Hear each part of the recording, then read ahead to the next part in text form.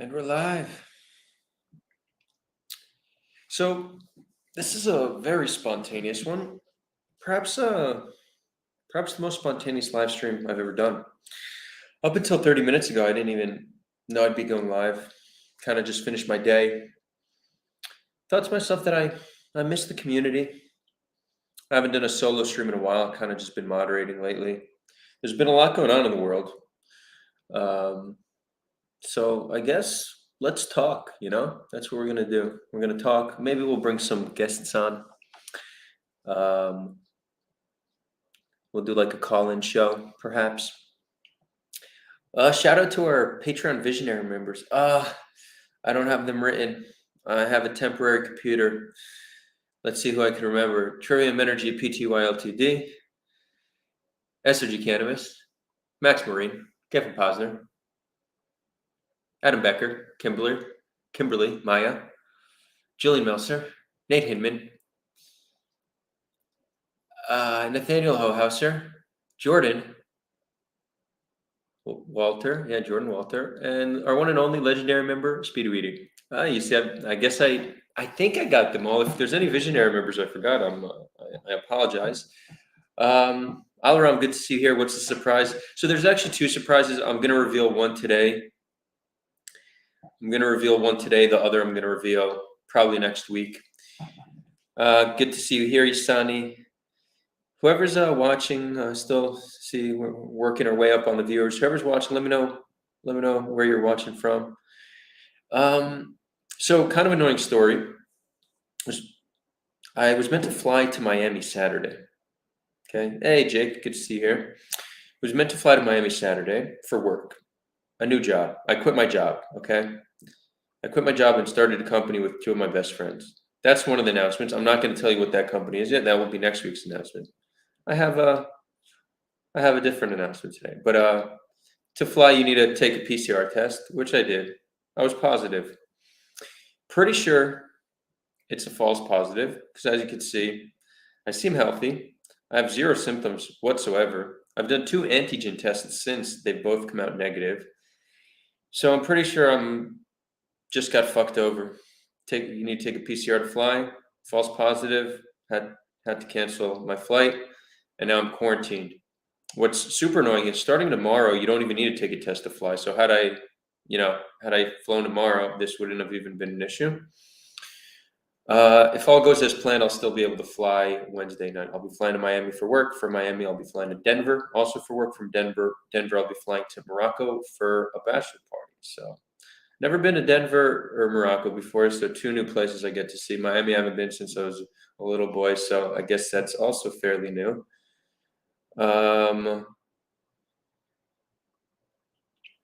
Jake, I see you want to come on and talk about apartheid. Yeah, we could do a call-in show, sure. So that's kind of where I'm at.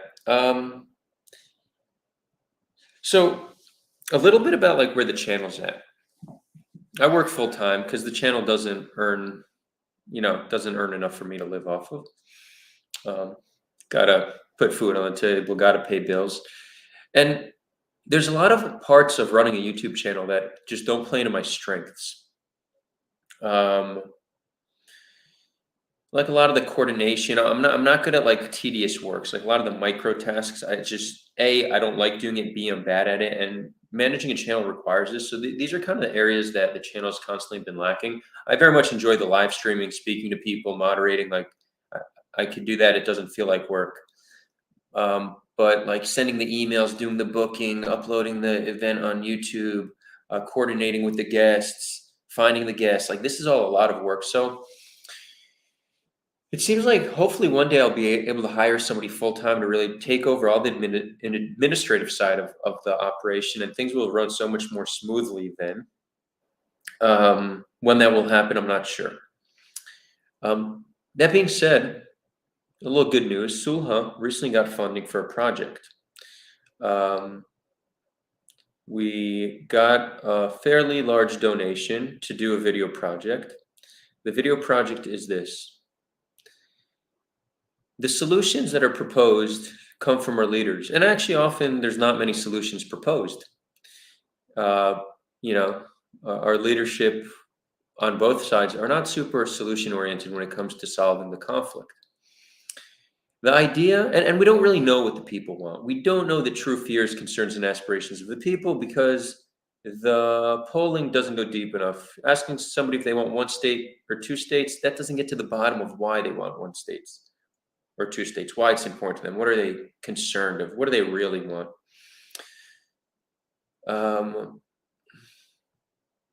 Hamastin Bakil says, Adar, with the haircut, you almost look like Joe Rogan. So cute. Thank you. I appreciate that. So the idea behind this video project is to interview 100 people living on the land of all demographics. Okay? You do, you represent all the people within a 100 group. So for example, if like Jews make up 50% of the land, then 50 of them will be Jewish. If of the Jews living on the land, 50% are Ashkenazi, then 50% will be Ashkenazi. If of the Ashkenazis, 50% are women, then you get what I'm saying? So like each demographic is represented dependent on their population size. And the idea is to interview them and really get to the bottom of what they want. Like what are their fears? What are their concerns? What are their aspirations? And work to build solutions based off the data we collect from the people living on the land. First of all, it's an amazing project. We have funding to do it. So I now have the ability to hire somebody full-time. That doesn't mean I have somebody to work full-time to do the booking and all that stuff, but somebody to find the guests and coordinate this whole side of things. And you know what? We're actually looking for that full-time position now. So if anybody's watching this, you need to be either Israeli or live on the land, Israeli or Palestinian. You need to speak Hebrew and you need to be very organized. I might have a job for you, so reach out to me. But yeah, we're going to start doing that. The next few months is going to be filming 100 interviews, then we're going to start releasing them. So within 2 to 3 months, you'll start to see these awesome, high quality, pre-recorded interviews released where we're just interviewing all the demographics. Agnostics asking, how are we going to pick out the people to interview? So again, this is the hardest part, finding the people, but we want to advertise in different communities, different groups, friends recommending friends. We need an accurate representation. So it can't just be like people who believe in peace, right? No, we need like, let's say 80% of the people living from the river to the sea are somehow right wingers. Then that would need to be represented in the people we interview. We need a critical thing that says, what are your YouTube demographics of those who view the channel? I can give you a breakdown, but it doesn't get in. The demographics you get from YouTube isn't specific enough, right? It doesn't show like political orientation. It doesn't show nation. It shows country, but it doesn't show like your ethnicity, religion, all that stuff. Like these are the demographics we need. But for us, it's like the top viewing country is the United States and the second highest is Israel. And I don't know if that's considered Palestine as well. Like, do they consider Palestinian territories as part of Israel? I'm not sure. Yeah, so that's kind of the rough breakdown.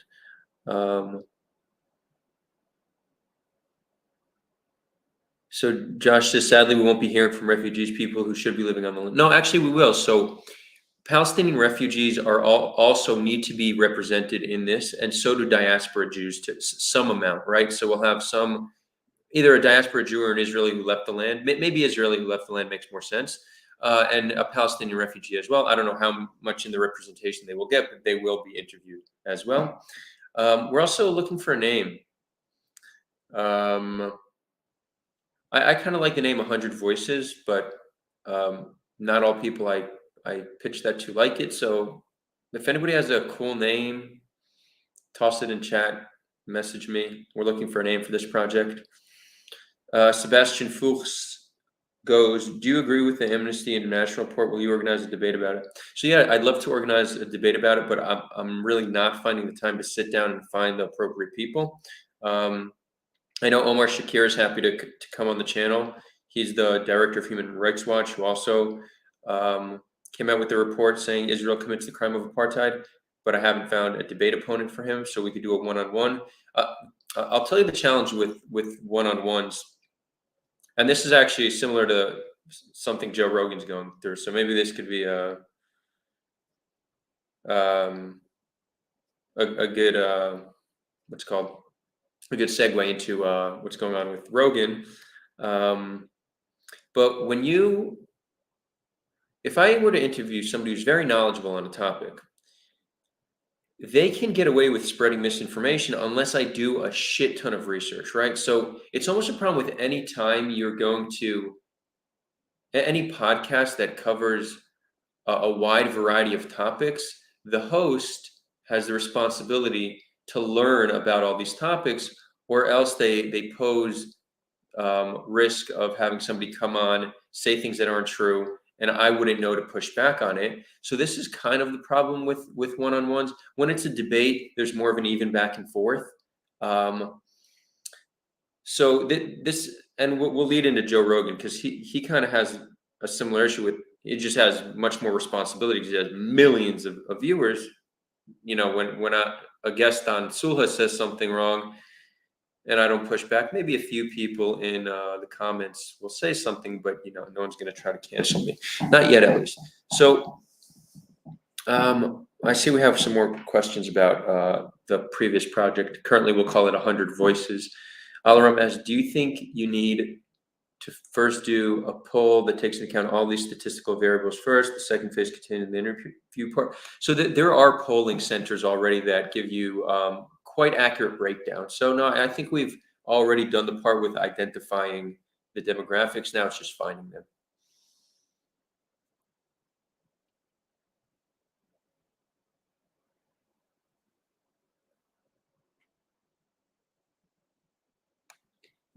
Nestors asks, could someone who is not born in Israel but their grandfathers, can they participate? Yeah, potentially. We're going to have some diaspora Jews in this as well, maybe one or two. We need to see how it works out in terms of demographics. But yeah, that's certainly on the table. Okay. Let's talk about Joe Rogan and Whoopi Goldberg. I actually consider them to be similar issues because overlapping, but quite different. Alram, you asked how many people would we want to interview? 100 total, but some will be in Arabic, right? Palestinians will get interviewed in Arabic, so I won't be conducting those interviews. I'll be doing the ones in Hebrew or English. So, thoughts on Joe Rogan? I've been familiar with Joe Rogan's podcast for probably 5-6 years now. I don't watch it religiously. I don't watch any podcast religiously. I watch clips here and there when they seem interesting, or sometimes I'll watch like a full one if maybe I've watched 2-3 full ones my whole life if I find it to be a very interesting guest. And what's obvious from watching Joe Rogan is that he's clearly not a malicious actor. He's not a bad person. He's definitely not a racist, right? So a lot of the smear against him is from people who probably have never watched the show. And it's interesting how he's also painted as like alt-right, when really, if you look at like his political views, he's actually a liberal. He voted for Sanders in 2016. He endorsed him again in 2020. He said like that he hoped Michelle Obama would run against Trump. So like, he's definitely not a right winger. You could say he's culturally conservative in the sense that he's like a hunter. He likes working out. He's like a bro, right? So you could kind of like tie him into some cultural, not traditional cultural conservatism, but like an American man, right? But if you look at his political views, he's a liberal. He's all about peace and love and respecting all individuals, and he just, if you ask him what he really wants, he probably just wants the world to be a better place, and he just likes having fun. Now, some of the backlash against him, though, I would say is warranted, because he's now in a situation where he has the biggest podcast in the world. So if he has on a guest that spreads blatant misinformation, then his presence in this space as a podcaster is making a more misinformed world. So there is legitimate criticism there. And this is an inherent problem. I don't know how he could study every issue that he covers, right? It would be very hard for him to fix this, maybe vetting the guests much more before they come on, maybe doing a little bit better to prepare himself for these interviews. But what I will say is that the attacks against him seem very, very coordinated and not natural. It seems like the mainstream media, right, and this is like corporate-owned media. There's a few big players. 5 corporations own 90-something% of U.S. media, right? Or at least broadcast media, like on the TV. They've been losing control and viewers throughout the years. Wait, hold on. Where's my computer saying low battery? It's plugged in. That's annoying. Oh, it wasn't plugged in. Okay. So people are saying don't start with mainstream media shtick. No, I'm going to start with this shtick. Joe Rogan's not mainstream media because he gets to decide his content. But it's interesting that every time it seems that there seems to be these coordinated campaigns in order to delegitimize all forms of media that's not the mainstream media, and we'll almost never see these coordinated campaigns calling out mainstream media when they publish misinformation. The first time we saw this, or the first time I noticeably saw this, was when right after Trump got elected, all the mainstream media news networks were the next day they coined the concept of fake news, right? Because they saw, okay, we don't have control. We've been trashing Trump now the entire election, and he won. So we need to stop alternative media from having a say. And again, alternative media has just as many, if not more, problems than mainstream media. There's close to no accountability when in an alternative media outlet lies. Okay, none. So it's not that there's no case to be made that there's a problem with alternative media. There is. It's clear that a lot of the narratives we hear is because the mainstream media wants to maintain not only their control in terms of viewers, which is money, but also control over the narrative. This is beneficial for their corporate owners and the political establishment, which really are all quite close, work quite closely together.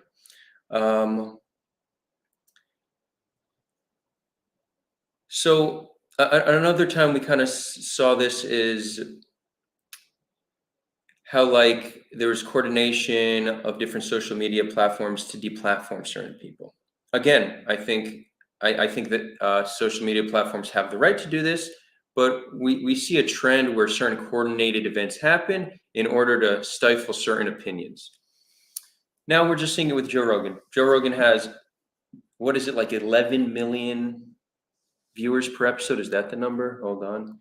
Joe Rogan daily views. Hold on.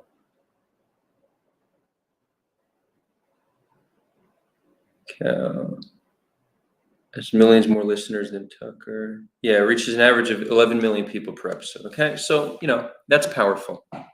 And again, the narrative is, okay, Joe Rogan has this power. He's bringing on people who are spreading misinformation. And let's give like the clearest example. So, and the whole anti-vax thing is such a complex issue. But I just want to present. I just want to present the argument that's being made. They're saying vaccines save lives. Joe Rogan is bringing on prominent anti-vaxxers. That is convincing Americans to not get vaccinated. More Americans are dying. Therefore, Joe Rogan is contributing to Americans being killed by COVID, right? So that's like that's the critique. And I understand where that comes from. Like, it's not completely out there. So Joe Rogan, like, there should be pressure put on Joe Rogan to vet his guests better, give proper pushback on certain points. But the amount of attention it's getting is unwarranted. If we look at the streams of information that misinform Americans, Joe Rogan is a tiny drop in the bucket. A tiny drop in the bucket. The mainstream media, mass advertisement campaigns from like large corporations, government propaganda, the school system, all these things contribute to Americans being grossly misinformed on a wide array of issues. To make it seem like Joe Rogan somehow is like an American threat, honestly, it's bullshit. It's bullshit. To me, it seems quite clear that it's a manufactured campaign because he's taking a counter narrative, and he currently can't be controlled. Again, there's legitimate criticism, but how we're seeing it played out, not entirely legit, not natural. Mainstream media and other large companies, and I'm not a big conspiracy theorist, but we do know that there's power interests and they do things to benefit themselves. That's just how it works. That's clearly happening.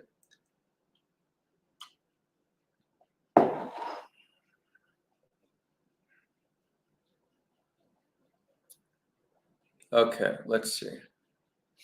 Some questions. So Sebastian asked, what makes it mainstream media? So when I say mainstream media, I agree that's a confusing term. Mainstream's not the right word. Let's call it corporate-owned broadcast media, right? Like CNN, Fox News, MSNBC, and then they have a lot more like smaller local news networks. There's just 5 companies that own most of these.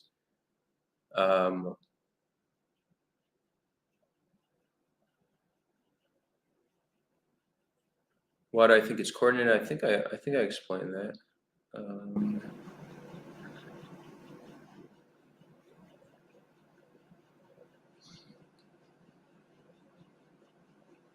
So yeah, in short, if you want to look at why Americans are misinformed and you conclude it's Joe Rogan, I mean, I think you're looking at it the wrong way. So Mokir, he goes, Adar, misinfo on vaccinations kill people. Fine. You know what? I agree. But you know what else? You know what else kills people? Advertising fast food all day. You know what else kills people? The mainstream media refusing to talk about how vitamin D will drastically decrease your chance of dying from COVID, right? So maybe some have mentioned it, but you know, if your vitamin D levels are a healthy level of vitamin D, you have a 90% less chance of getting a severe case of COVID. You would think, right, the responsibility of the mainstream media would be pushing vitamin D to a nearly equal extent as they would vaccines. Why are they not? So you can make the same case that this lack of information on something so accessible that anybody can get, they're not talking about it. So has the mainstream media also killed people? What about every time the mainstream media sells us a war on false pretenses? Do they kill people then? Yeah, so fine. You want to accuse Joe Rogan of contributing to deaths? I could hear that, but not to nearly the same extent as the mainstream media has killed the past few decades. You know, so again, it's the focus on Joe Rogan as if he's this bad guy compared to like the current state of the media. It's not grounded in reality. How many people here have heard about vitamin D and how important it is to survive COVID? Also, zinc, they say, works great. Also, there's a lot of things. Again, the whole vaccine studies, like, I don't want to get deep into it. The data seems clear that vaccines do save lives. I'm not sure that's the case with Omicron, but prior variants, yes. But there are certain things that are kind of pushed that we don't know are true, whether if you're vaccinated, you have less chance of transmitting it. And it's also not clear if children should be getting vaccinated because they have such a low rate of such a low severity rate, right? Again, I got the first 2 vaccines here in Israel. We're on number 4. I haven't gotten the 3rd and the 4th because I decided that that a shot every 6 months is not a good solution, at least not for me. For those who don't know, I get sick once every like 5 years. That's it. Supposedly I have COVID now, right? I wasn't allowed to fly because of positive PCR. I have 0 symptoms. So, you know, we should all be able to make our own decisions. But I'm by no means anti-vax. I mean, if we look at other vaccines, primarily, like, I'm not even talking about ones that deal with mRNA viruses, like polio vaccine clearly saves lives. Smallpox vaccines clearly saves lives, and COVID vaccines clearly save lives. The question is if young, healthy people without any pre-existing conditions need to be forced to take it, I think that's a legitimate debate, right? But I'm also not going to pretend to be an expert on the matter, and that's why I don't speak like I'm one.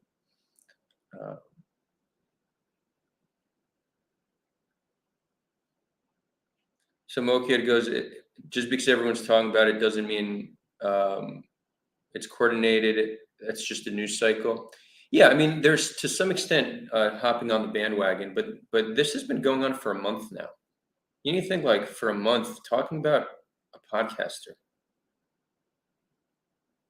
It's generally not as random as you would think. You should look up Sinclair Group.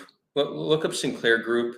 See how some of the things are coordinated. There is coordination between mainstream media. This isn't some conspiracy theory. I mean, this has been demonstrated time and time again.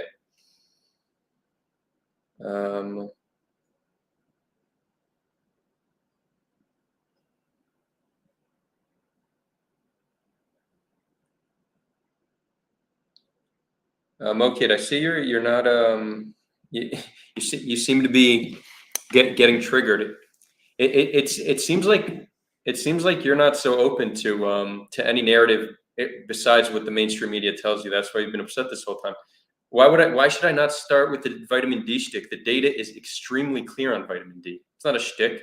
The fact that you think it's a shtick means you're just not getting your information from proper places. You're just feeding whatever they tell you.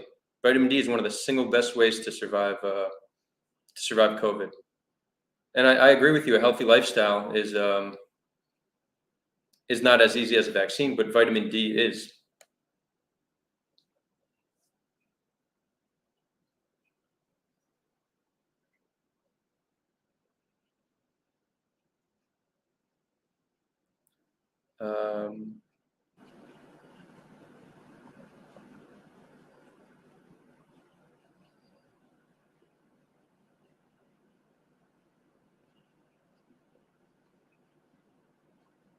Yeah, so agnostic, this is good. Agnostic goes, Rogan has the reach to get almost anyone on a show by now. If he's discussing controversial issues like COVID, he should have two informed guests debate the issue and not try to push back alone. I agree completely. This probably is the solution. I was thinking about this. Joe Rogan should not be interviewing guests on topics like this. He should have brought in Dr. Robert Malone and then a prominent doctor that's pro-vaccine and had them debate. That would have been the best, and he wouldn't have been getting all this shit right now, for sure. Mm-hmm. Also, like, I think a lot of it, I think a lot of it is, so Mokid, you keep pushing the vax stuff, like saying the vax is the best way to survive COVID. Okay, but that doesn't mean there's not other precautions people could take that the mainstream media, had they actually cared about saving lives, would talk about it, right? So if we know that vitamin D, if you're vitamin D deficient, you have a much higher chance of getting a severe case of COVID. The data on this is clear, okay? You would think that the mainstream media talk about saving lives all day, that this would be part of their narrative. Take vitamin D. Why is it not? Like, we need to be able to reconcile the fact that the media doesn't actually care about saving lives. They push very specific narratives. They ultimately care about views, and they respond to other corporate interests. This is literally how the corporate media works. And having a healthier lifestyle is not that easy, but why not encourage it, right? Why not encourage us to get healthier and say another way to help your chance of survival is getting healthier? Maybe we can then reduce the heart disease deaths every year, right? Like, COVID is not the only problem America faces. It's not the only problem the world faces. The United States has an obesity epidemic. I think it's like 40% of adults are obese in the United States. Like, think about that.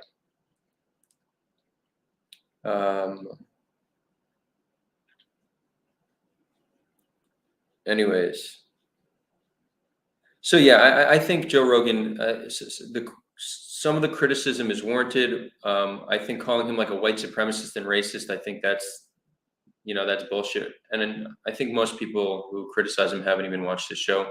There's like a lot of character attacks. making a tax on the substance that he hosts people who spread misinformation, and that's dangerous. And a fair amount of the criticism is that, but I think there is certainly more to it than just people being concerned about Joe Rogan and what he says. Cool. So that's Joe Rogan. Maybe one day I'll be on his show. That'd be cool. I need to be a lot more interesting than I am now. Anyways, it's funny, Mossad, and good to see you here. I actually think this is an area where we're pretty aligned. How we feel about mainstream media. Interesting. Yeah, Amir Sardar, I like what you're saying. Censorship is a huge problem across the globe. Muslim-led countries and big multinational dictate the daily narrative. Switching off news is the best way to improve one's own mental health. Yeah, I mean, I think one of the biggest problems humanity faces today is, how do we find out what's true? How do we know what's true? Who do we listen to? And like this is another thing. It's like people want to blame Joe Rogan for there being anti-vax, but the real question is, why do people have so much mistrust in the government and the media? Right? That's the problem. Why have they lost their trust? For good reasons. Yeah, so it's easy to scapegoat and blame somebody. Take responsibility. Be better. Be better. Gain the trust of the people if you don't want people to be anti-vax. Cool. Let's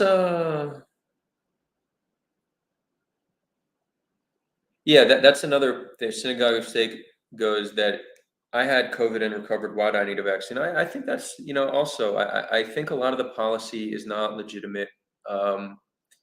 You get more antibodies from recovering than you do from getting the vaccine. There was a study that showed that. So in Israel, there is a way to get a green passport if you did get antibodies. That's true, but I think it's only for 2 months. And let me say something like another. I haven't spoken about COVID much at all, like on any live stream. I wonder if this video will get demonetized. Whatever. We're not saying anything against CDC guidelines. We're just trying to assess things from different angles. But like, it's true that the narrative has changed a lot, and a lot of people point to that as if like why should we trust you? You keep changing the narrative, but it's almost expected that the narrative is going to somewhat change, and there's nothing malicious about it, because when you're dealing with a global pandemic and a new virus, there's a lot we don't know. So as we gain more information, as the data becomes clearer, you do need to change certain things. So a lot of the criticism about us, the government's constantly changing the narrative, like there's a legitimacy to changing the narrative. When you find out more information, you might need to change the process. That being said, I don't think that everything the government does is purely science-based. I think a lot of it is just following what other countries are doing, not wanting to put your neck on the line. So just kind of, playing it safe. I have a friend, and he's a COVID researcher. This is actually a person who I get a lot of my information from, because he's a very smart guy. He's not a conspiracy theorist. He's not super pro-government. He's not super anti-government. And he says he's been studying different ways. He says the real solution for COVID is repurposing drugs. He says there's drugs out there, okay, that we need to find which ones they are. They already exist. You could take them, and they will decrease the chance of severity. Kind of like people have been talking about. I won't even say it because I know YouTube's going to flag it. But the what's commonly known as the horse dewormer, right? That's been said to increase your chance of survival substantially. In the West, it's been said as fake news, but I know in Japan, a big medical firm just said they're prescribing that same anti-parasitic horse dewormer. So at least for Omicron, they're saying it's effective. But he's saying that there's a lot of other drugs that can be repurposed to save lives. And he's constantly reaching out to the government to give them certain solutions based off studies he's done. He's somebody who has influence, right? So he can reach people in the government. He says there's no one to speak to. It's all bureaucrats. No one's gonna take this information and move it up the line. So a lot of the challenges we're facing with COVID is not malice as much as it's government incompetence. I think government's not structured in a way to deal with this as effectively and as efficiently as possible.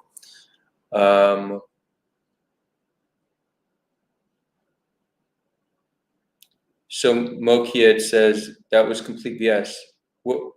Wait, what did I say that was BS? I said a Japanese firm just said that they're seeing it's effective. Okay. What do you think I made that up? Or do you think the Japanese firm is wrong? Have you studied it? Or are you just listening to what people say? I personally don't know. I don't have the ability or time. Even if I had the time, I don't have the ability to understand these studies.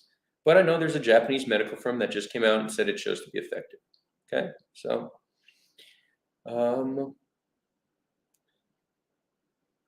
anyways, and also this guy I trust, what he says about the horse dewormer is that he says it seems to have some positive effect, but probably it's not the best thing people can be doing. He recommended other stuff.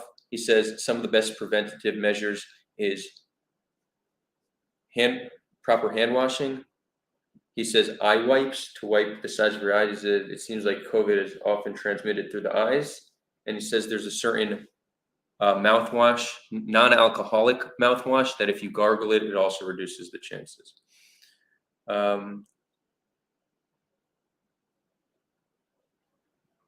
Anyways, cool. So let's talk about, I mean, this COVID is just a rabbit hole. If somebody's interested in seeing the Japanese firm, yeah, it's possible the Japanese medical firm that started prescribing the stuff is wrong, but let's see. Also, we need to also like here. Oh, Reuters. Interesting. It's a Reuters article, so it's not some. Let's read this. Tokyo, January 31st. Who knows? Maybe this article will debunk it. We'll find out. Japanese trading in a pharmaceutical company, Kowa Co. Ltd., on Monday said that the anti-parasite drug Ivermectin showed antiviral effect against Omicron and other coronavirus variants in joint non-clinical research. The company, which has been working with Tokyo Kitasato University on testing the drug as a potential treatment for COVID-19, did not provide further details. The original Reuters story misstated that. Hold on. The original Reuters story misstated that ivermectin was effective against Omicron in phase 2 clinical trials, which was conducted in humans. Clinical trials are ongoing, but promotion of ivermectin as COVID-19 treatment has generated controversy. Prominent vaccine skeptic Joe Rogan, whose podcast on Spotify has promoted protests by singers Joni Mitchell, Neil Young, whatever. This is not. So what are they saying? The drug is not approved by the FDA. The use of ivermectin to treat COVID-19 is currently being investigated in a UK trial run by University of Oxford. Okay, so it seems the verdict is out. No, it's not out yet. But the fact that Oxford is investigating it and a Japanese company is investigating it, and then you have people in the YouTube comments are so confident that there's no reason to even investigate it, shows you how politicized this issue is, right? You have Oxford University, one of the most notable and prestigious universities in the world, investigating if ivermectin is effective. And then someone in the comments thinks you could just shut down the conversation because it's complete bullshit. This is what propaganda and like government narratives do to people. And it's not, there's counter narratives that are just as dumb, if not even more. Or actually, I'm sorry for that. Dumb's not the right word, but equally like dogmatic in their belief, right? Like people just believe things that they're not willing to question it. They think it, everything else is like complete nonsense. it's really a flaw in humanity that we struggle with like flexibility of ideas. Okay, we have a super chat. Oh yeah, wait. Let me say one more thing. Okay, ivermectin. Because I've already said it. Whatever. This will get flagged. But again, we're not promoting anything. I hope YouTube, takes everything. I've gotten 0 strikes so far, and I hope it stays like that. We're assessing different sides in an honest way. I hope the lords of YouTube understand that. Anyways, so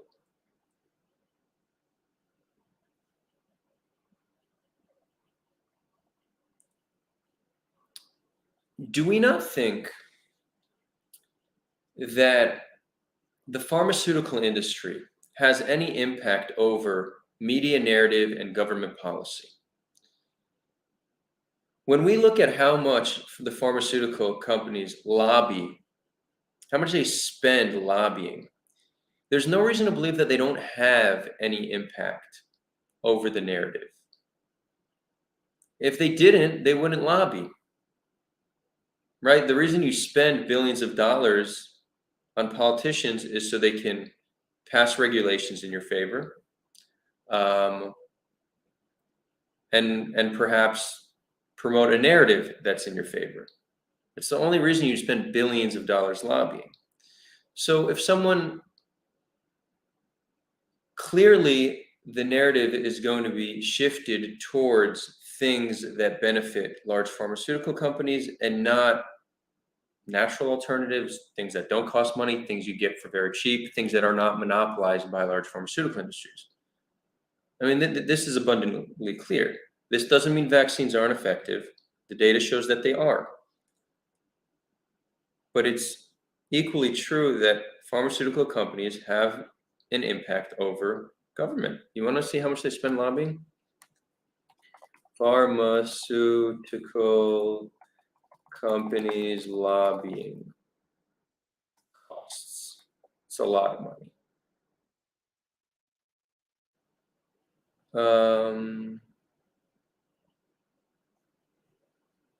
$233 million per year.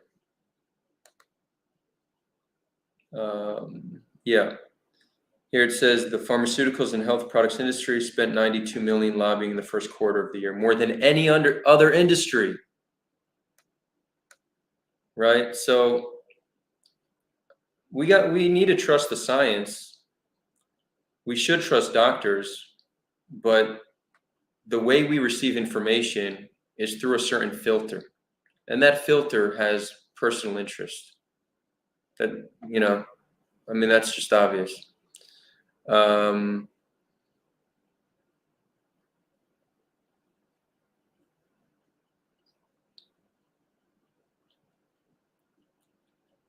Floodland 99 goes, the head of Reuters is on the board of Pfizer. Interesting.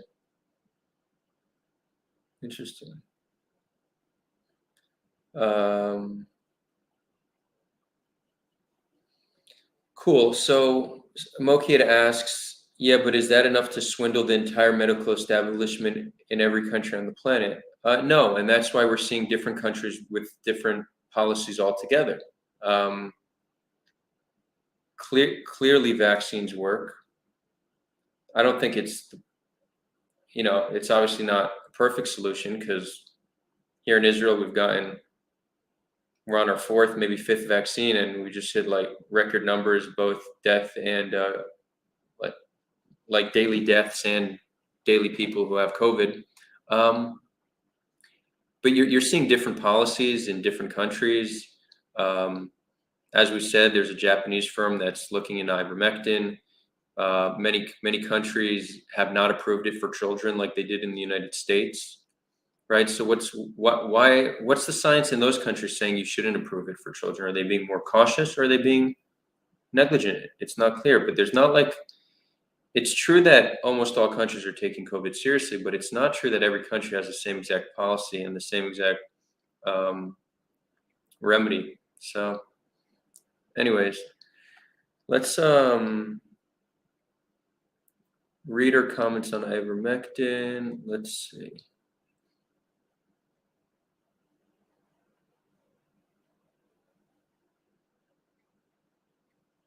Adar, there are many drugs being studied. Ivermectin should some result in a lab when they use large amounts that isn't healthy for humans.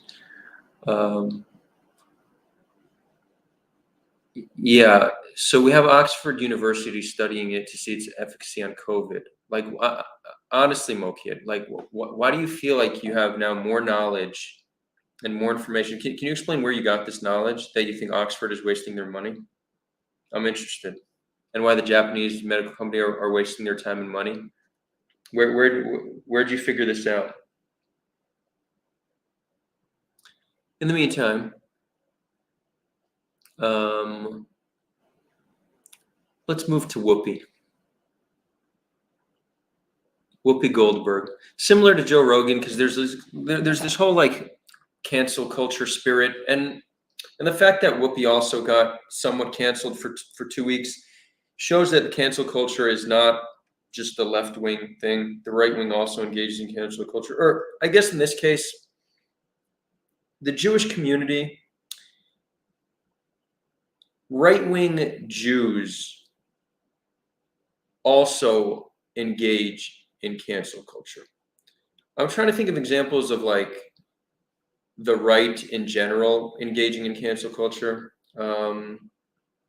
I don't know. If someone has an example, let me know. I know someone once shared an article showing examples, but the amount of people that said Whoopi Goldberg should have been fired entirely and that 2 weeks wasn't enough, it kind of makes me sad.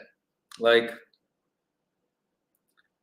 all right, not everyone knows what happened with Whoopi. Whoopi on her show said the Holocaust was not about race. It wasn't a racial issue. It was white people killing white people.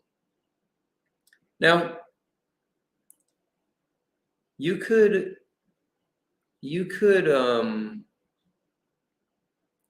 so why is this offensive to many Jews? So first of all, most Jews, at least today, don't consider themselves white.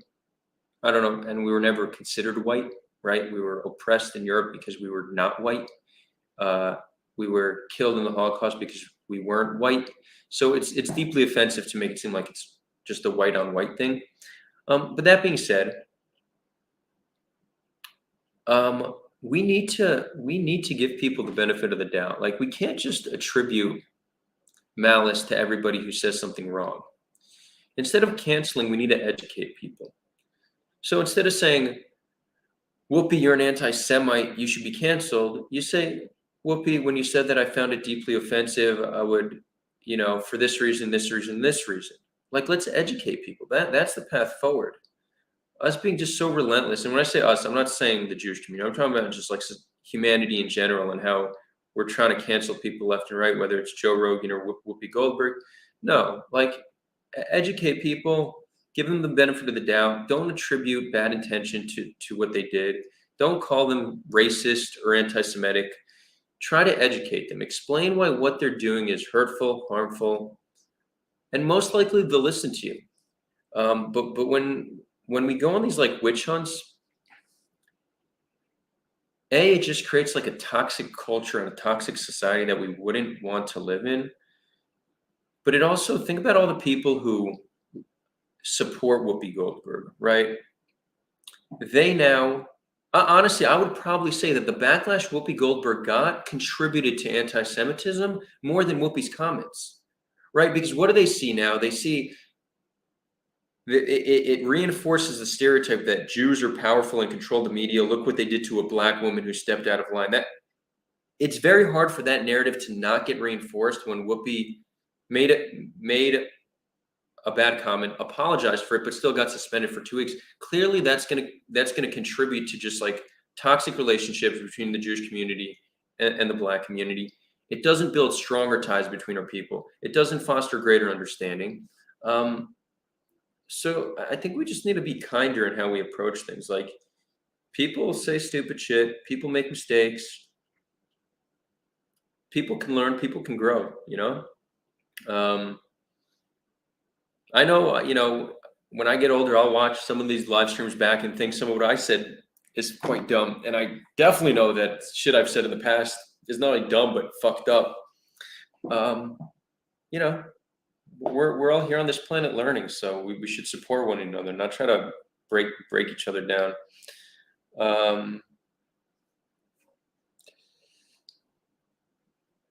Anyways, let's see some comments.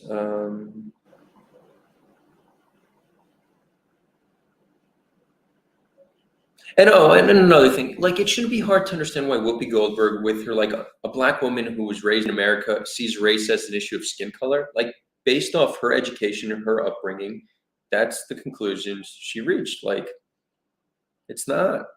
It shouldn't be hard to understand. Like, you don't need to attribute malice to that. You can't conclude she's anti-Semitic because of that.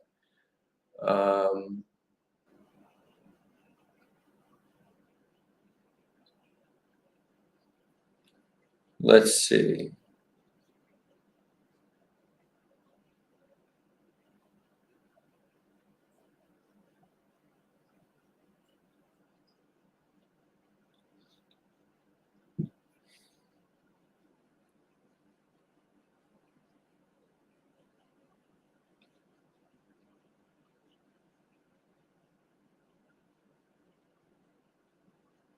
Silver 42 goes, canceling is inevitable. The only real question, what and how it will be enforced.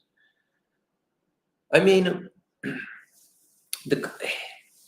don't know if it's inevitable. I think that companies, corporations need to learn to not respond to the mob. The mob does not necessarily represent the majority, right? So we live in an interesting time. So let's say you're some company, and an employee does something politically incorrect. Okay, maybe they say all lives matter, right? I'm talking about something that's really borderline.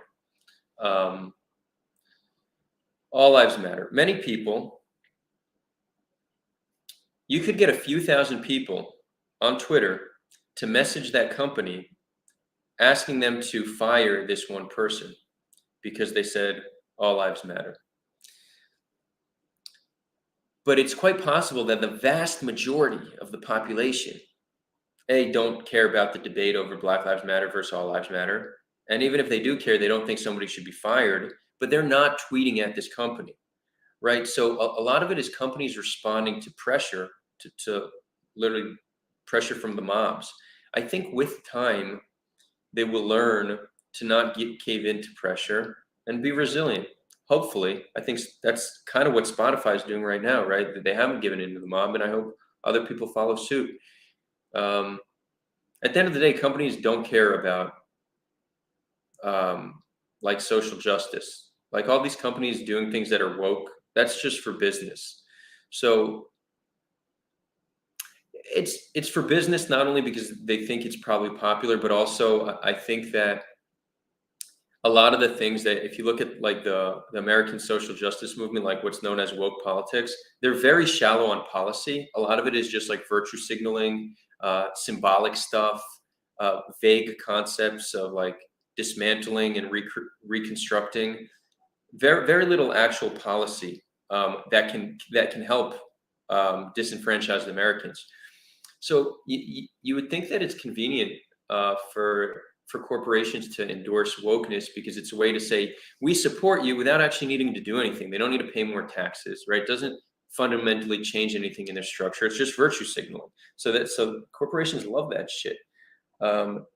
Ultimately, if they deem that being woke would hurt their bottom line, then they will go anti-woke, right? And again, that I'm not saying that there's no people in corporations that actually care about these issues. Corporations are made up of people, and people have genuine concerns about social issues. But large corporations, generally, it's about the bottom line. It's about profit. Yeah. Anyways, somebody asked, she's a fake Goldberg. Yeah. Supposedly, so supposedly what's her real name? What's her Whoopi Goldberg real name? Karen Elaine Johnson. So supposedly her mom told her to change her name to Goldberg because it would help her out in Hollywood. So, there's that. Yeah, exactly. Let's see. Oh, did I miss a super chat? Shit. Thanks for pointing it out. Jordan had a super chat. Thanks, Jordan. $10. Is there any redeeming moral value to the Herman Cain Award? The Herman Cain Award is the Darwin Award for prominent anti-vaxxers who died. That's, I mean, that's a pretty funny joke, but I I struggle laughing at people dying. Yeah, Herman Cain was an anti-vaxxer who died of COVID. That's true. I don't even know what the Herman Cain Award is, but maybe you could share that with Jordan. And Jordan, it was a good joke. I'm gonna try to hold in my laughter because don't want to be insensitive in public.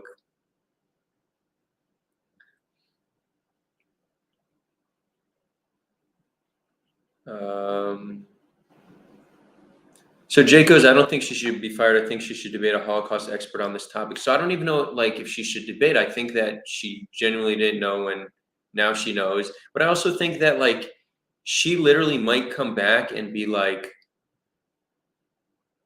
have more negative sentiment towards Jews, right? It might have made Whoopi a more hateful person, not a more loving person. It might make her followers more hateful, have more animus towards Jews, not more loving, right? So how we respond to anti-Semitism or controversial statement about Jews or the Holocaust might even have a more impact on the statement itself, and we need to take this into consideration. Like, I get it, we have a difficult history, we have a lot of trauma, but we really need to try to work by elevating others, not just tearing them down.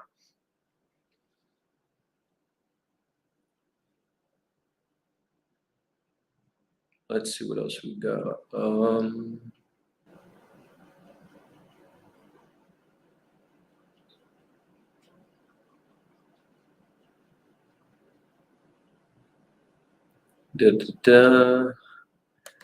So hard to follow all these comments.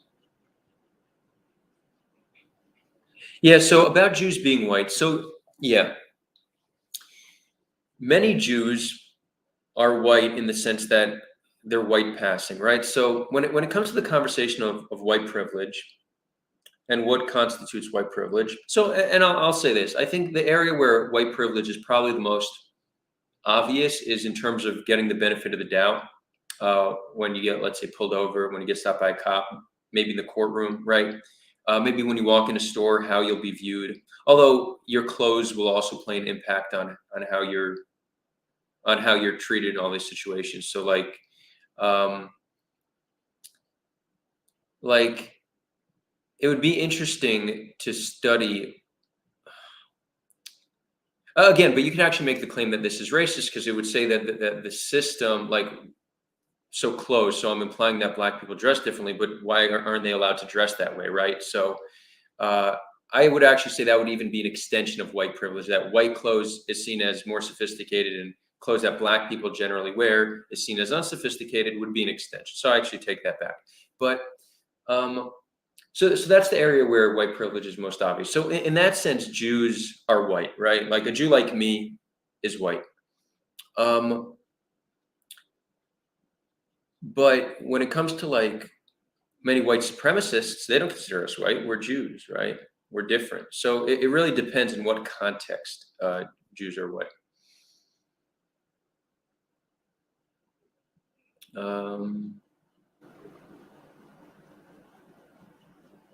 Dun, dun, dun.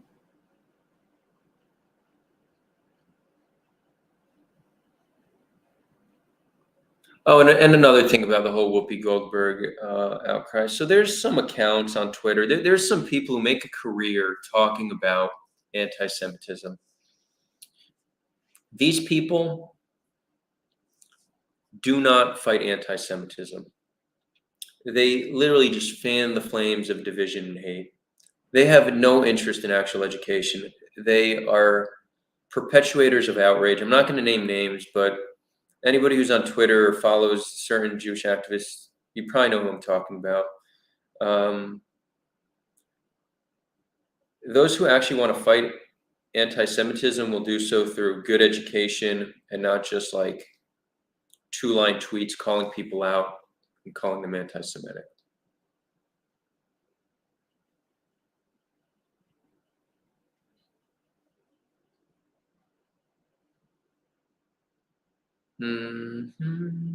Let's see.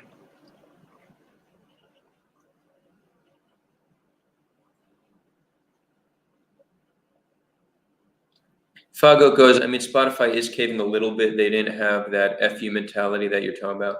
No, I mean, I agree. I don't think they're going all FU, but they're trying to find a middle ground. I think that's I think they're trying to, please as many people as possible. They're really in an impossible situation right now. By the way, all Sulha episodes you can find on Spotify. So go check that out.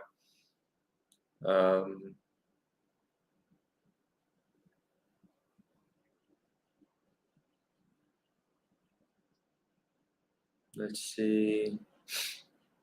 Are we ready to move on to Amnesty International?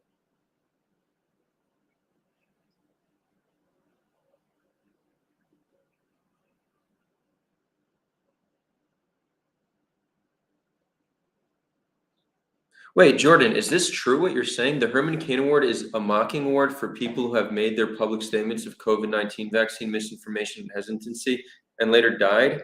I had no idea that the whole Herman Cain Award thing was a joke. I literally thought it was something in his legacy. Huh. That's kind of funny and fucked up. Like I cannot endorse such an award, but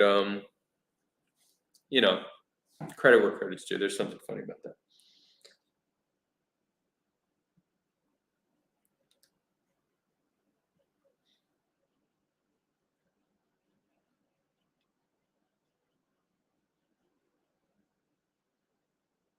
Noam Till goes and saying white on white crime is not controversial or racist. What is this in context to? Is it controversial or racist? I don't know. I think when you talk about like white on white crime, it's normally you talk about black on black crime seems to be the general time that that terminology is used. And I think it's normally used as a response to Black Lives Matter. So, a cop will kill a Black American, and then many who are anti-Black Lives Matter will say, "But look how many blacks are killed by other blacks." I think that's generally how I see it used. I don't know if it's racist or controversial. I guess it depends on the context.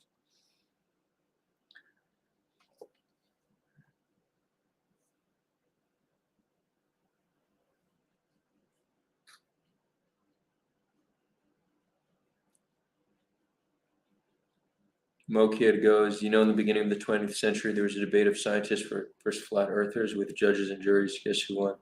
No, I actually had no idea about that. I don't know what this is in reference to, but if that's a real debate, that's pretty interesting. I mean, the thing with debates is the person who wins is not who takes the side that's true. It's who's a better debater, right? That's why there's an inherent problem with debates. They don't always get to the bottom of truth. Sulha Nomtu goes, Adar, there's no such thing as a white person.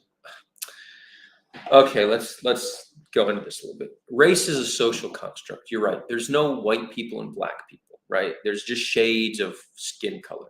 But it's a social construct that was created and has real social implications. Okay, so as much as we need to get to the point in society where there is no white and black people, a colorblind society, I very much think that's what we need to work towards. To say that like being able to have a conversation of certain disparities between white Americans and black Americans, that's not inherently racist. That's legitimate because these disparities might be a result of the social construct of race. I hope that clarifies it.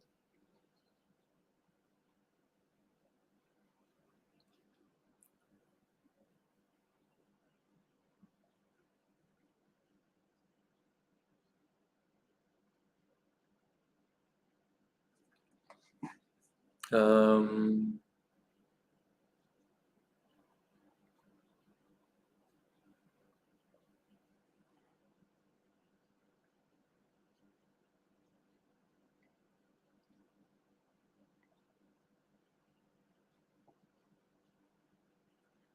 I'm telling you, you're just really struggling with this race concept, I must say. The word slave literally refers to white people, Slavic people. Why is that word still in use and not considered racist? Probably because zero Slavic people give a shit about it and haven't done anything to make that word, stop being used. So, I mean, come on, bro.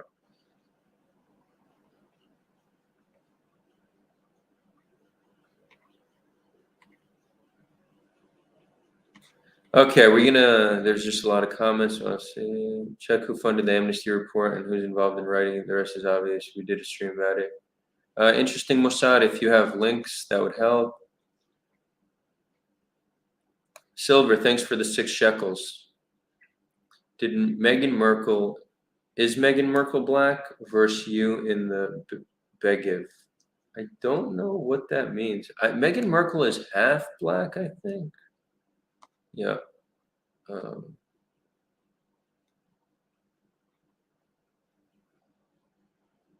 Yeah, so no, again, just using a phrase like white on white is racist in any context, so is black on black. No, I actually don't agree. Like if you're trying to like do a statistical, I don't know, maybe you're working in a university and you want to do a breakdown of like certain crime and that's your way to describe certain like types of crime. That's not inherently racist. Is there better language that can be used? Let's see. Yeah, I mean, I would grant that it's probably in most instances not helpful language, but I think if you consider that racist, then your definition of racist is just as broad as woke people have defined it. Like it's way too broad of a definition.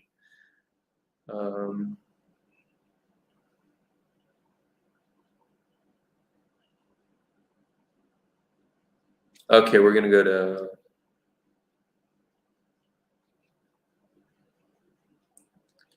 okay, Amnesty International. So this is actually the third human rights organization that has declared that Israel commits the crime of apartheid. And I'm going to start by saying I actually haven't read these reports. I read some of the human rights report. So I'm by no means an expert. But I do want to, I think I could still bring some clarity in how we can look at this, okay? So a lot of this really comes down to how we decide to define apartheid, right? If you want to talk about apartheid as it was in South Africa, well, then you'll probably never use the term apartheid again because that was a very specific situation. But many human rights organizations have decided to broaden the term. Now, are these human rights organizations, do they have some ulterior motive? Are they funded by some bad people? Perhaps. But to think that a term's definition isn't allowed to be broadened, I mean, that's just not true. Like terminology changes all the time. Now, I think when it comes to Israel being, and it's not the question, the terminology is used, not is Israel an apartheid state, but does Israel commit the crime of apartheid? So I think there's, I guess, 4 populations in question here, right? There's Israel's relationship with Gazans. There's Israel's relationship with Israeli or Palestinian citizens of Israeli Arabs or Palestinian citizens of Israel, depending on how they identify. There's Israel's relationship with East Jerusalem Palestinians, which have something in between status, and there's Israel's relationship with the West Bank Palestinians. You could assess all these relationships. All these relationships are different. And I think that some of the claims of Israel committing the crime of apartheid are more legitimate than others, right? So when you look at Israel's relationship with West Bank Palestinians, the fact that it's true that the PA has some level of autonomy, but the PA really is a proxy of Israel. They can't function on their own. They wouldn't survive without Israel's help. And they don't have that much control or power overall. Israel really controls the land from the river to the sea. And from the river to the sea, you have, for simplicity purposes, we'll say citizens of Israel and non-citizens of Israel. And now these non-citizens of Israel are not immigrants. They didn't immigrate here. They're a native population. They've lived here for many, many generations. Some of them for thousands of years. So you have a native population that play a significant portion of the population who do not have the same rights as Israelis. Regardless of if this is not exactly the same as South Africa, this is awfully reminiscent of apartheid. And maybe you don't like that terminology. The moral implications of such a system are not that different. So I actually don't really care for the term apartheid. To me, it doesn't make a difference. Like, I'm not offended by it. If you want to use a different term, use a different term. I care more about the actual situation and the dynamic between citizens of Israel and West Bank Palestinians is two systems for two different people. If a settler is violent towards a Palestinian, there's a good chance not much would happen to them. If a Palestinian is violent towards a settler, most likely they'll end up in jail, right? Israel can expand its territory. The military has, I don't want to say complete free reign to do what they want, but they have a lot of power and control over the territories. They could set up random checkpoints in the middle of the street. They could put curfews on neighborhoods. They could check homes. If a Palestinian doesn't like this conduct, who can they report to? Can they tell the PA that they were abused by a foreign entity? No, the PA can't do anything to Israel. But let's say a PA official were to do something to a Jew. Would a Jew have somewhere to report it? For sure. And would there be repercussions? For sure. So you have two systems for two people. You have a system of inequality. Call it what you want. It's awfully reminiscent of an apartheid-like system in South Africa, and the moral implications are not so different. So, you know, I care a little bit less for these semantic arguments for what you want to call it. I care about the reality on the ground and how to fix it. And here's the tricky part. There's no easy way to fix it. You know, like, what do we do? There's a lot we could do to reduce the conflict, but you know, if you listen to the voices of most Palestinians, you know, they're asking for something that Israelis are not willing to give, because Israelis aren't going to give up their security, right? Like, most Israelis will die on the hill of security. Most Palestinians, and maybe after, for those just tuning in now, we're doing a project. We start a new project where we're polling people living on the land. And maybe we'll discover something differently, but most Palestinians, the solution they're looking for, in the eyes of most Israelis, that means their death or immediate danger. So it's very hard, given the current demands of the Palestinians, to get Israelis to convince to concede these things. At the same time, you also have a strong political force in Israel that wants to continue to expand from the river to the sea, making any hopes for Palestinian autonomy harder to achieve. You also have a prolonged military occupation over a group of people, which does nothing but further radicalize that group of people.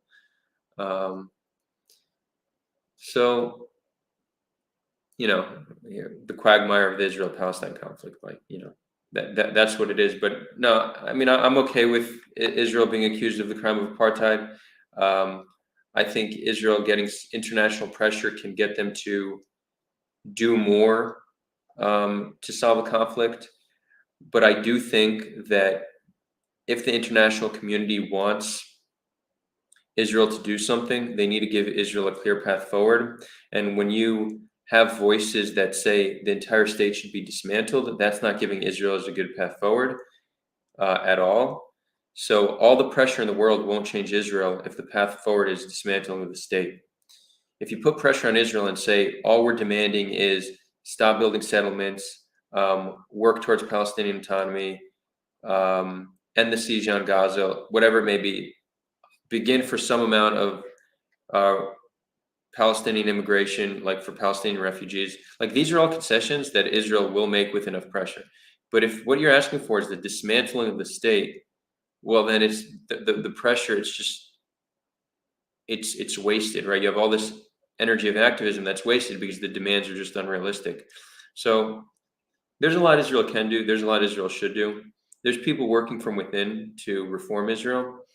But if we want external pressure to be effective, the ask needs to be clear, and it needs to be something that's not going to put Jews in danger. So that's kind of where I see it. Let's see.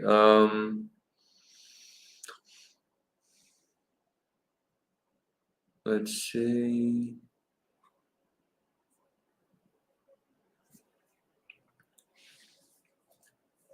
Ben Masha, 5 shekels. Thank you so much, Ben Masha. I appreciate that.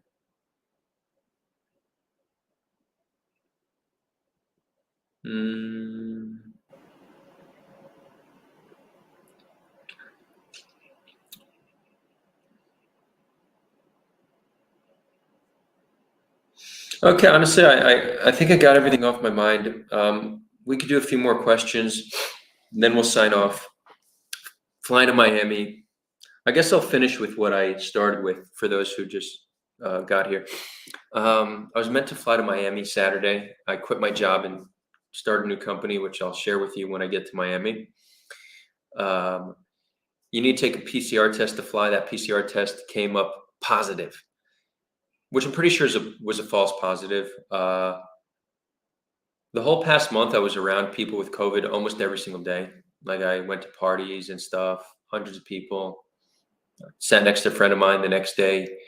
She told me she had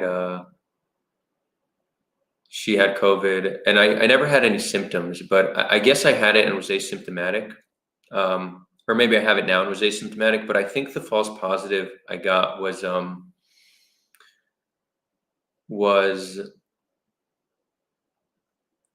if you're positive, it could still, if you were positive a month ago, it could still show in your system.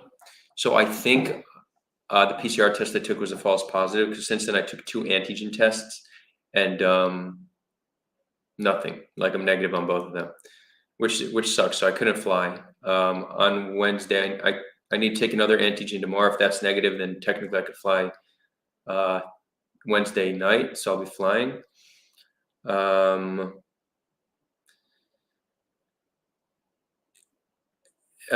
Yeah, so that's kind of annoying. Kind of annoying. I was very excited to go.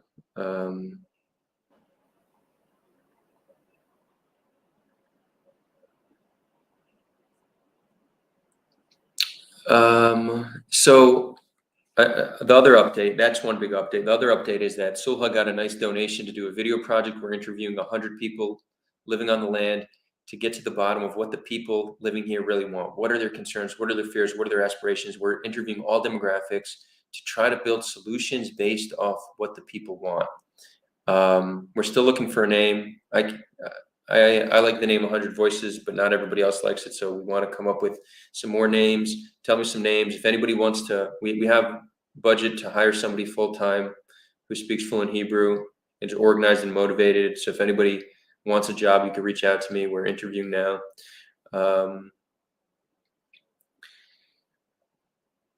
MK Matt asks, Adar, you no longer work for BBS? No, I quit.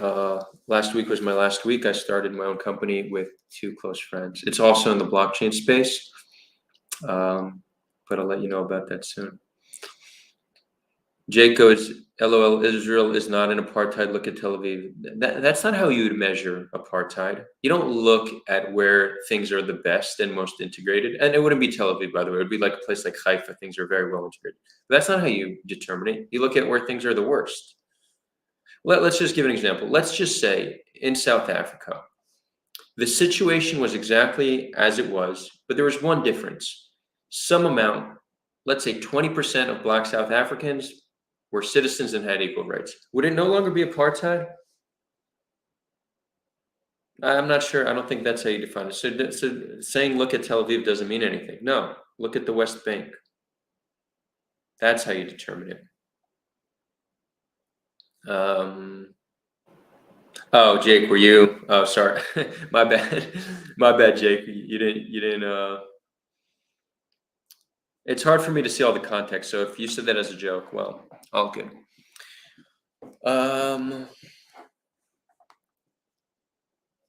Mossad goes, you still think like an American.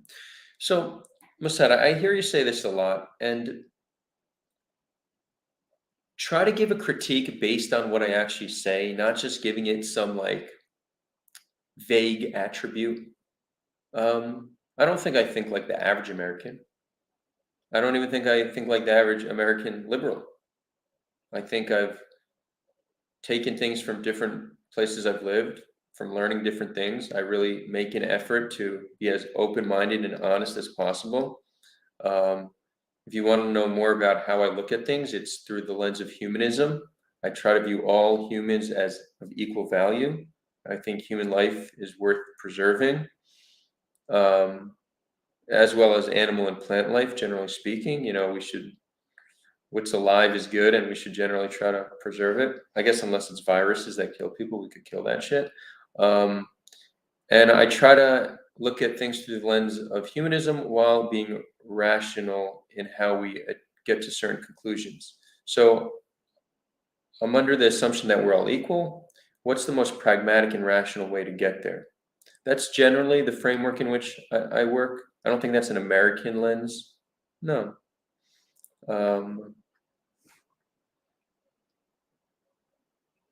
And it's just not.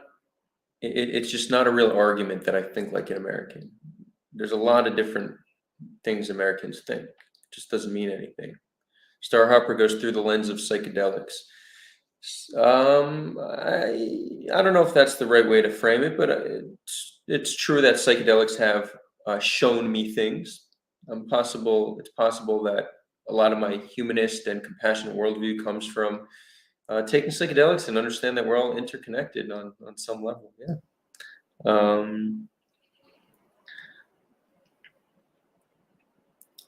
Yeah, but Star Hopper, honestly, what you need more than anybody here is some psychedelics. Like that would really, really help you out.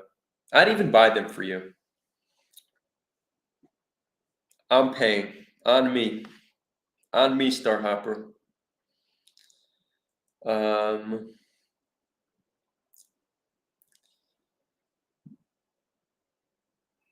Okay, so Nirofe, good to see you. How are you, brother? And here goes. How are you in general? How's life in Kfar Vadim? So I gave a little update at the beginning and the end. If you just got here, I'm doing well. This is my last month in Kfar Vadim. Well, if all goes well, I'm flying Wednesday, and then I get back at the end of the month, and then I'll be moving to Tel Aviv. So my time in Kfar Vadim is over, and it's not that I don't like it here; it's that I'm working in Tel Aviv, and the commute or just sleeping at friends while I'm down there is just tiring. I need my own place.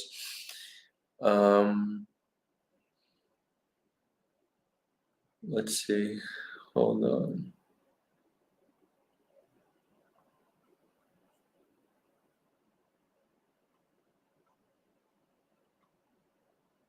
Starhopper says it was a summary. Want to critique? Have me on. You've been on, I think, twice. I'm happy to have you on again. Next time we do a call-in show, I thought maybe we'll do it tonight, but we're already on an hour and a half. I want to wind down. It's already 9:30 p.m. here, but next time we do a call-in show, you're more than welcome to come on and share my American worldview. Why you think it's American? Somebody said Adar coin coming. No, no Adar coin. But something else, something cool, something special. Let's see. How do you feel being spied on the Israeli police using Pegasus? As a Palestinian, I can't stop laughing at this. Steve asks. I mean, I'm not surprised. Israel has a lot of very draconian security measures that are definitely used on its own population. So, I mean, I'm quarantined now, and I've gotten 4 text messages from the police, a few a day, telling me that I'm quarantined. And well, you'll see. Maybe it's not as draconian because look what they're saying. I'll give a rough translation. They're saying, please press this link to give us permission to track your location. So they're asking for permission. They say, if you don't click, we will not track your location. They say you don't need to share your location, but if you don't, then we will do a higher level surveillance on your place of quarantine. So I didn't click the link. Fuck that and fuck them. Not clicking that link. They could come here, but Kfar Vadim is kind of like far out, so I don't think they're gonna send patrol cars here to check on me. But yeah, not about that lifestyle. Let us be free. In certain areas, I'm a libertarian, not from an economic perspective, but like I'm a social libertarian. Like on social issues, like I'm very against like government oversight and just authoritarian policies. I think we very much need to keep like power in check to the highest degree. In many ways, we need to shrink government, also to make it more efficient. But I do think we need a broad social safety net in society. I don't think like the whole thing is work hard and you'll succeed. I mean, that's bullshit. There's too competitive of a marketplace that there's going to be some people left out, and there's no reason why they shouldn't live like a good life. So I'm definitely not a libertarian from an economic perspective, but on social issues, I am. Let people just do what they want.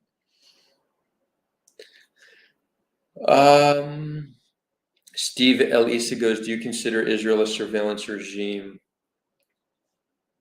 I don't know. I mean, I don't know if that's how I'd frame it. I'd say Israel's a regime that is very big in their surveillance. Yeah. But there's many other descriptors for the Israeli regime. So I don't know if I would give this special, I just don't know if that's how I'd use to describe it. Yeah, Jake's right. The USA does it too. That was the whole thing with Edward Snowden. Let's see.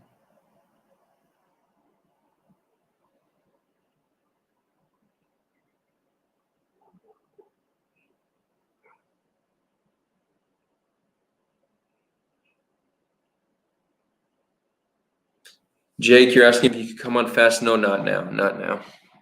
It's just because I know there's no fast. Mossad also wants to come on, so we'll do another session where you can come on. We can have Mossad on. We can have other people on.